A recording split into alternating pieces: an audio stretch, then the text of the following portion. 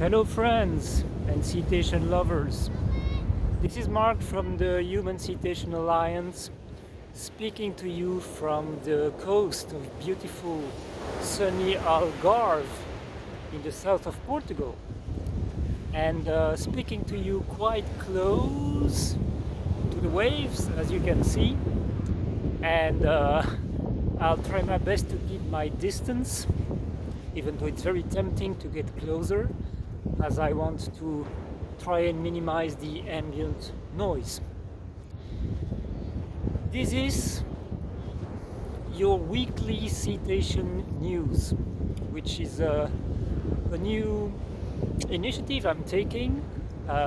Every Wednesday without fail, I'll post one of these videos where I will share with you some of the encouraging signs of the global, no, not that word global, the planetary awakening, the planetary liberation process, and in particular the signs of the collective awakening of mankind, with of course the particular angle that is mine of the role that dolphins and whales play in that awakening process, and their own liberation, their own awakening. So the first good news I'm going to share with you today comes from Mexico, and it is the announcement by one of the ministries. Which one is it exactly? I don't remember, but that's not the main point. The main point is that a decision has been made to free from captivity in entertainment parks of 350 dolphins who were spending their lives in these very confined environments to play tricks like circus animals in order to entertain the crowds. And of course, that is an extremely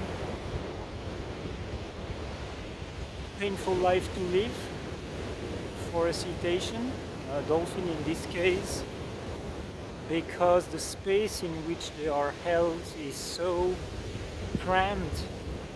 Some welfare animal advocates and specialists have compared it to spending your life in a bathtub, what it would be.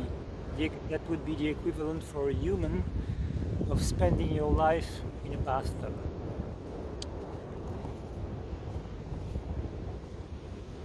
So there's been a mounting awareness of the actual cruelty of that practice, which has led to capture bans in various countries around the world, and also to that decision in Mexico to release the captive dolphins in the wild.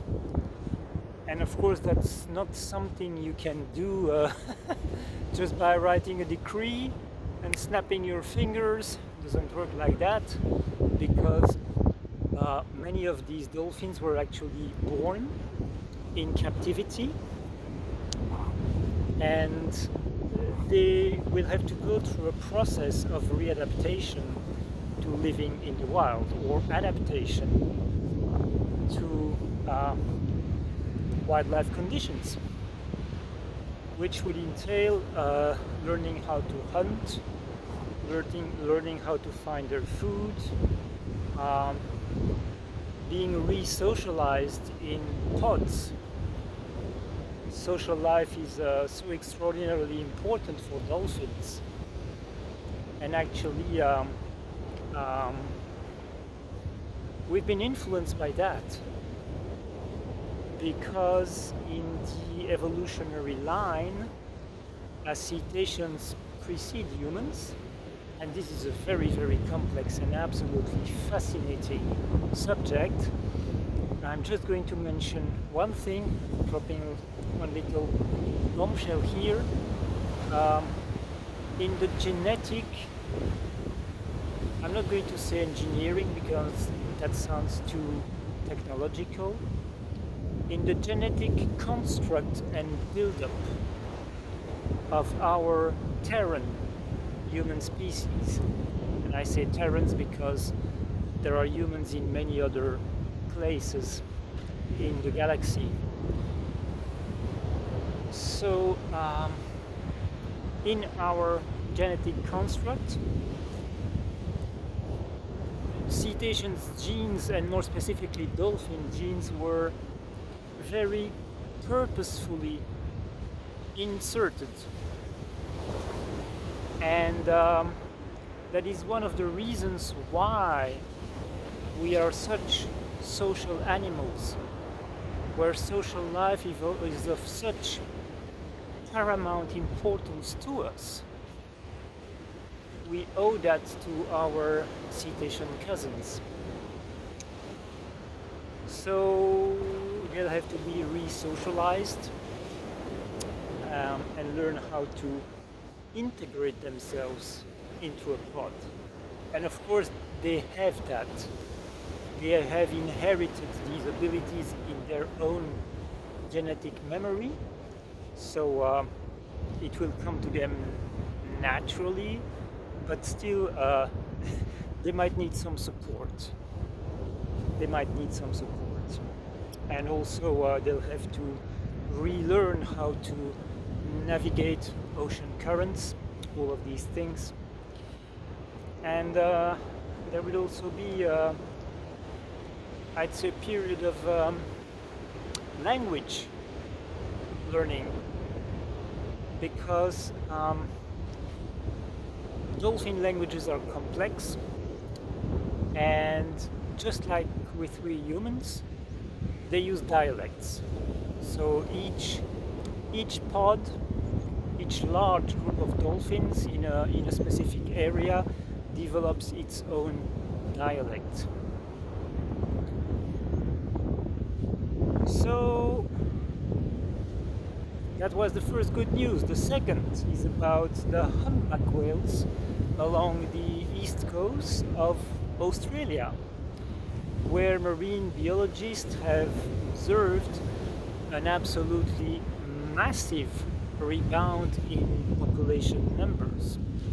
So they estimate that the current numbers of humpback whales cruising along the eastern coast of Australia would be around at least 50,000. And some people apparently say that this would be higher numbers than before whaling practices became industrial, so before the age of industrial whaling. Now, the question that this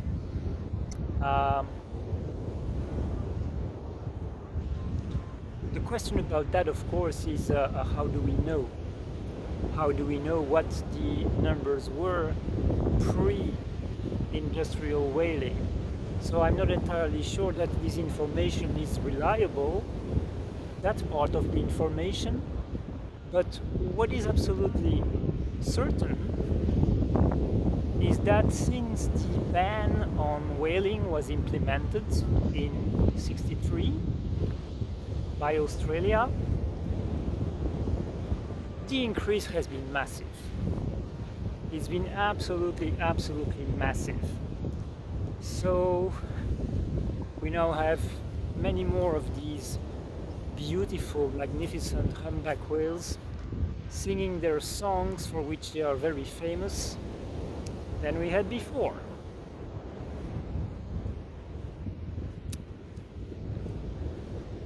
And that is of course a manifestation, even though in a very basic, I would say, in a very basic form of human cetacean cooperation. and the understanding of the importance of cetaceans for the balance of the marine ecosystems, the balance of the planet as a whole, the integrity of the planet, and for our own collective consciousness as humans.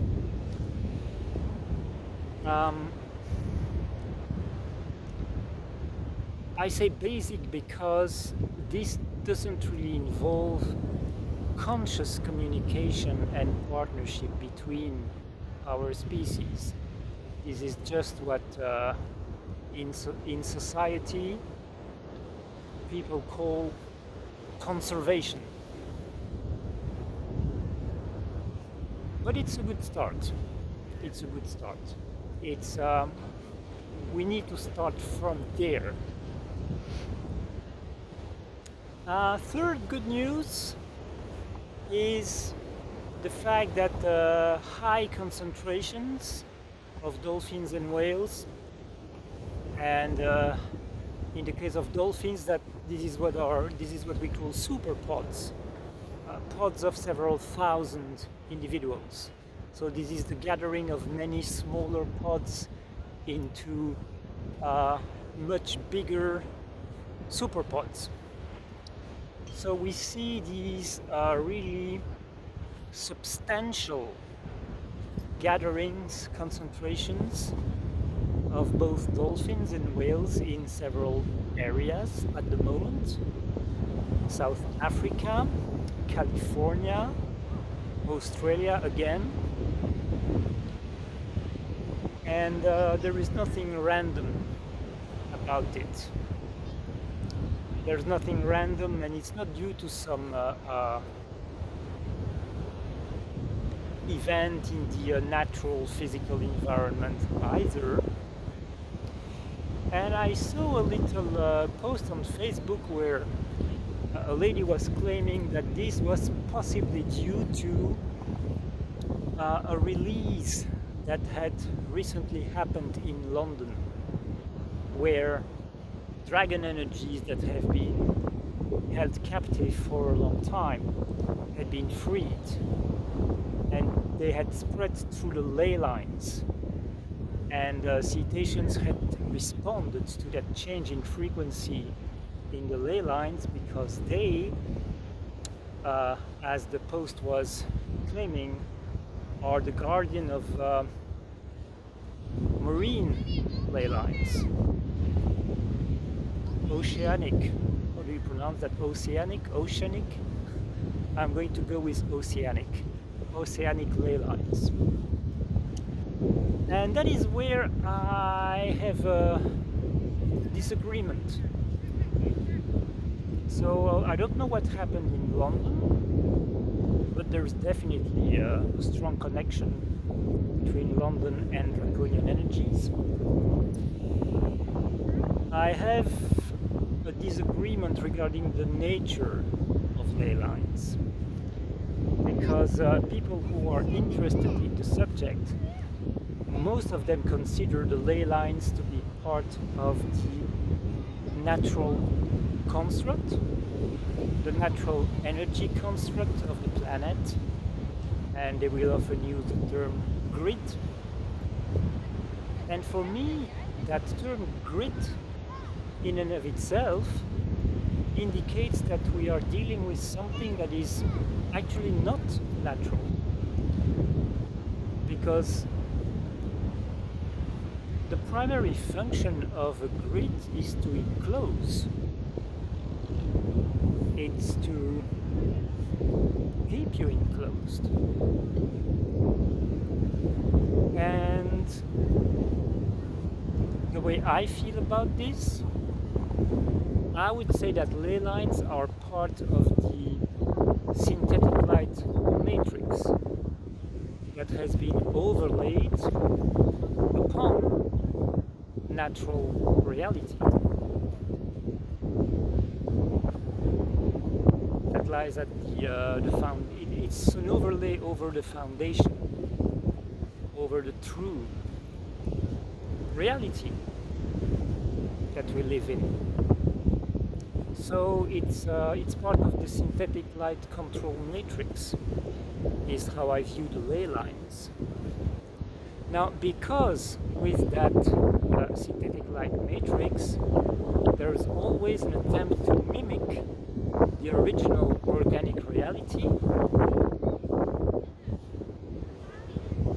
There are natural lines, natural energy lines, but they're not a grid. They're more of a tapestry of fluid, interwoven, dynamic lines. And the Australian Aboriginals, or certainly the people on the planet who have been the most connected with her intelligence and her heart, they call these lines the song lines.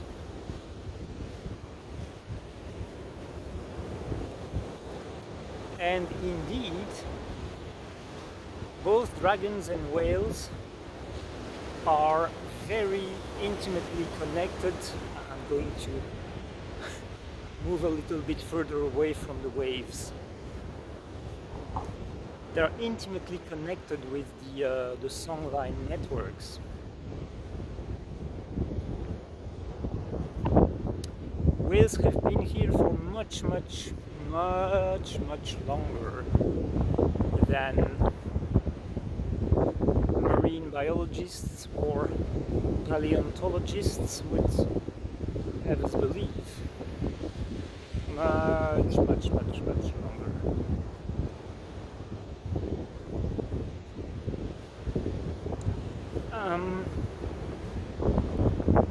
There is something that I'll one day look into that is specific to the British Isles when it comes to their relationship with the energy lines of the planet. I'm not entirely clear about what it is, but it is significant. There is something strategic about it. So that's one of the reasons why the British Isles, especially the main one, was chosen as the center for the New World Empire, and specifically, of course, the area of London, with the city of London as the core of the financial enslavement system, of that financial net that was cast upon humanity and society.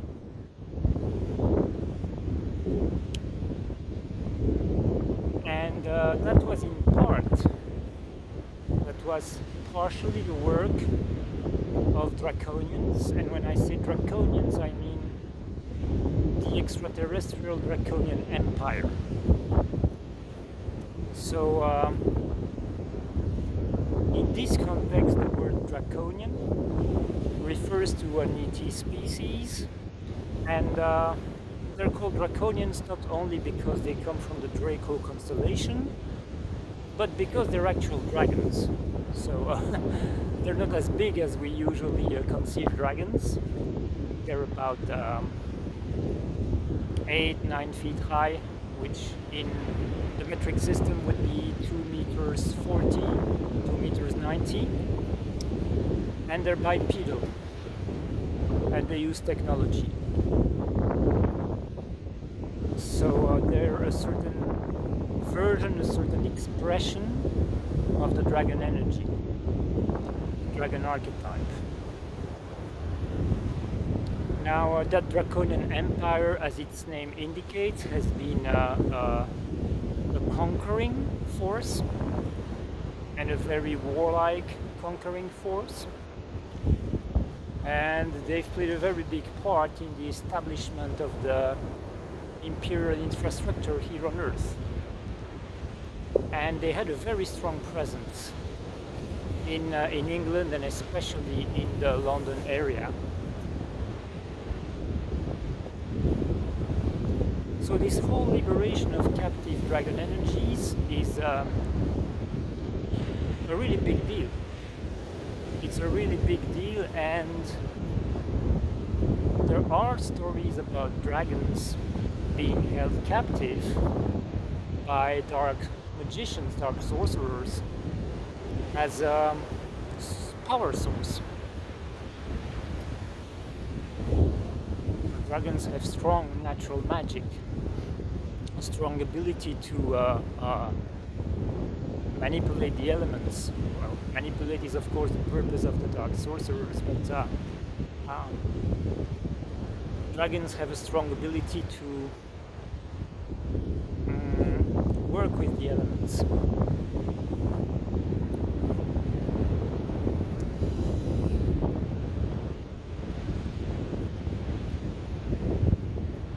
You could say that in the very big scheme of things, in the denser dimensions in which we find ourselves, dimensions 1 to 4,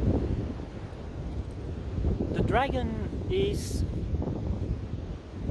an expression of the divine masculine energy, or the universal father, it is Father Dragon. And the whale is an expression of the divine feminine, the universal mother energy, mother whale.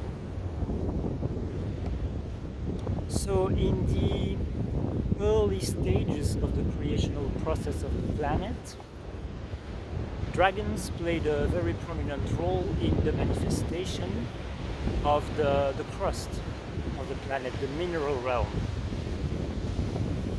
And songlines were involved in that.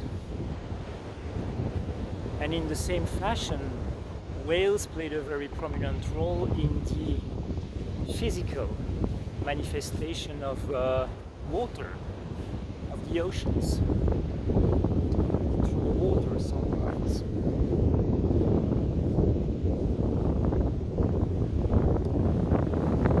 Alright, so last news for today.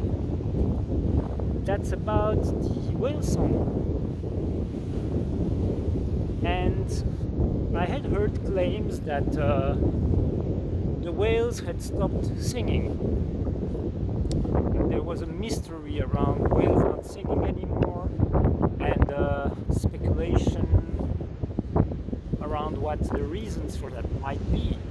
And these claims were coming from the spiritual community, or from people active in the spiritual community. So I did some checks, and it appeared that the claim was a bit inflated, because it's not all whales who have stopped singing. It concerns the blue whale.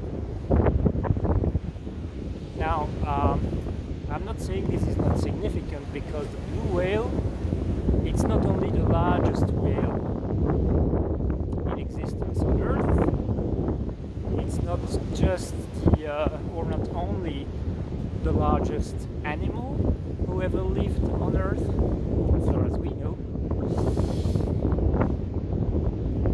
It's also a very mysterious whale, in that there is very little that marine biologists know about how they live their lives. Very, very little. And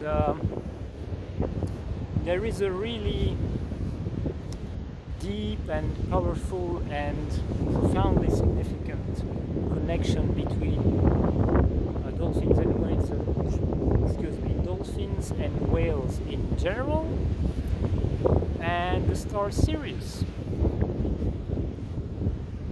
And the color blue is strongly connected with Sirius.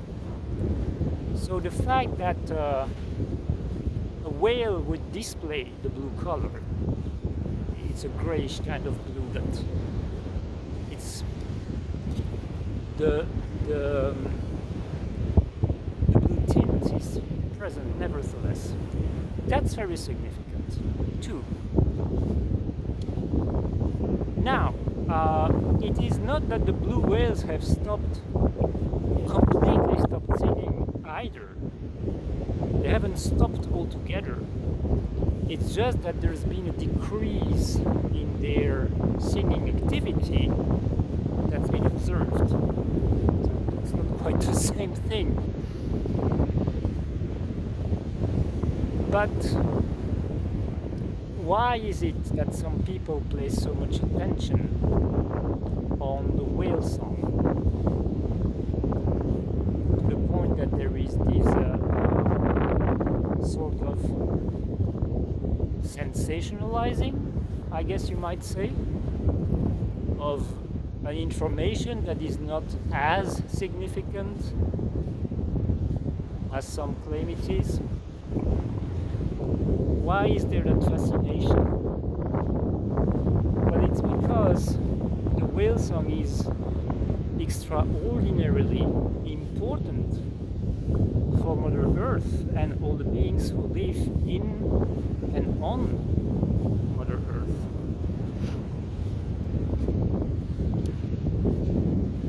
Of course, these sounds, and the cetaceans are really masters of sound. Their sonic abilities are amazing. But these sounds they can use for what you might call mundane purposes, like communicating between individuals and mating calls.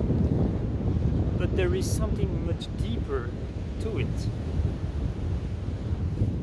And that is that due to their extremely intimate connection with Mother Earth, due to the role they played in the initial creational process, to which I alluded to earlier in this video,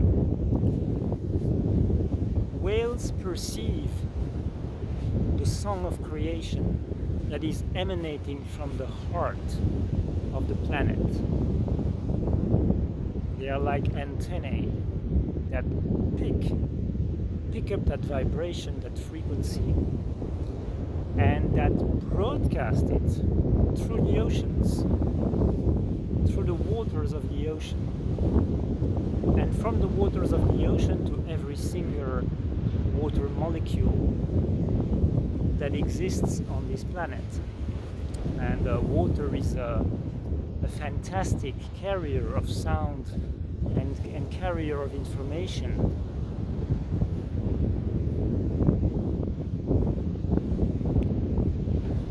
So when there are changes in the whale song, that has very deep repercussions, very deep implications, because that means big evolutionary changes.